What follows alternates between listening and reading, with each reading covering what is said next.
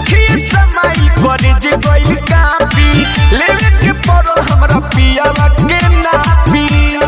त काहे भौजी स्माइल देख के कांप जाता रू आ का चीज तू नापे के बात कहता रू तनी बतावा त। ए सुन ना देखिए समाई करे जे गइल कापी। ई तो भौजी सुनिए लेनी आगे और बतावा। लेवे के पड़ल हमरा पियावा के नापी। त काची के नापी लेलू है ए भौजी। कैसन बाटे लिखी हरदम करे रहे, कैसन बाटे लिखी हरदम करे रहे। हलू ए भौजी घर ही रहता, हमरा तो लागत तारा निचला छेदा के फेरा में रहता। हम खड़े रही पियावा के खड़े रहे। तो का कहलू ए भौजी तू खड़े रहू पियावा के खड़े रहे ते भौजी का खड़ा रहे हो। सखी हमारा उम्मीद से पड़े रहे। तो ये भौजी बतावा ना का बड़ा रहे हो। हम खड़े रही पियावा के खड़े रहे।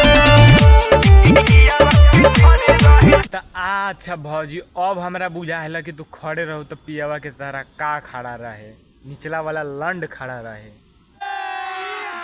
अभी मजा आएगा ना भिड़ो। लूज नहीं रहे देखत रहियो के मन हमर खुश रहे ओकरा के टोके तार भौजी मन खुश रहता त ए भौजी आगे हमरो तनी टोला और मन खुश हो जाई। अब का कही त कहा ए भौजी हम तो सुनते बानी। लूज नहीं रहे देखत रहियो के मन हमर खुश रहे ओकरा के का कहलू भौजी लूज ना रहे खड़ा रहे तो तार टोके मन खुश रहता। ए भौजी इतना ना प्लान पेलम तारा गणिया में कि खड़े खड़े तू और खुश हो जाएगी। उहे करेला सखी पियावा त घरे रहे, उहे करेला सखी पियावा त घरे रहे। तो अब ठीक कहता रू ए भौजी वही खाती घरे रहेला गाथे खाती।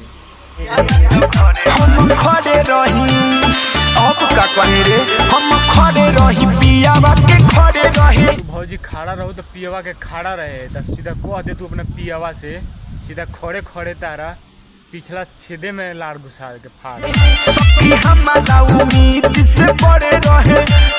तो काए भौजी एक हाथ के रहे का।